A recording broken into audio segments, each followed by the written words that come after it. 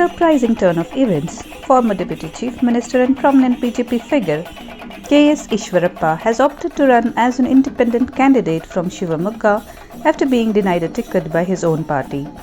However, the BJP has swiftly moved to prevent him from using photographs of Prime Minister Narendra Modi in his campaign. The party has lodged a complaint with the Election Commission expressing dismay at Ishwarappa's attempts to mislead the public by implying an association with Modi and other BJP leaders despite contesting independently.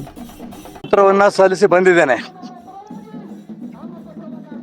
ನಾಮಪತ್ರ ಸಲ್ಲಿಸಕ್ಕಿಂತ ಮುಂಚೆ ಶಿವಮೊಗ್ಗ ಲೋಕಸಭಾ ಕ್ಷೇತ್ರದ 8 ವಿಧಾನಸಭಾ ಕ್ಷೇತ್ರಗಳಿಂದ ನನ್ನ ಬೆಂಬಲಿಗರು 25-30 ಸಾವಿರ ಜನ ಮೆರವಣಿಗೆಯಲ್ಲಿ ಬಂದು ನನಗೆ ಆಶೀರ್ವಾದ ಮಾಡಿದ್ದಾರೆ. ಗೆದ್ದು ಬನ್ನಿಯಿಂದ ಶುಭವನ್ನು ಕೋರಿದ್ದಾರೆ. ಅವರೆಲ್ಲರೂ ಕೂಡ ನಾನು ಅಭಿನಂದನೆ ಸಲ್ಲಿಸ್ತೇನೆ.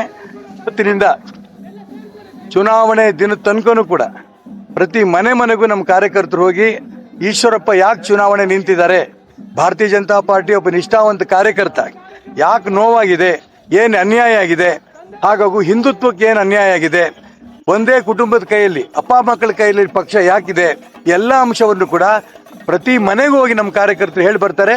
ನನಗೆ ಪೂರ್ಣ ವಿಶ್ವಾಸ ಇದೆ, ಶಿವಮೊಗ್ಗ ಲೋಕಸಭಾ ಕ್ಷೇತ್ರದ ಜನ ನನಗೆ ಬೆಂಬಲ ಕೊಡ್ತಾರೆ, ಗೆಲ್ಲಿಸ್ತಾರೆ. ಮತ್ತು ಚುನಾವಣೆ ಮುಗಿದ ನಂತರ ಭಾರತೀಯ ಜನತಾ ಪಾರ್ಟಿನಲ್ಲಿ ಸಾಕಷ್ಟು ಬದಲಾವಣೆಗಳಾಗಿದೆ, ಪಕ್ಷ ಶುದ್ಧೀಕರಣ ಆಗುತ್ತೆ ಅನ್ನೋ ವಿಶ್ವಾಸ ಕೂಡ ನನಗಿದೆ. ನಮಸ್ಕಾರ.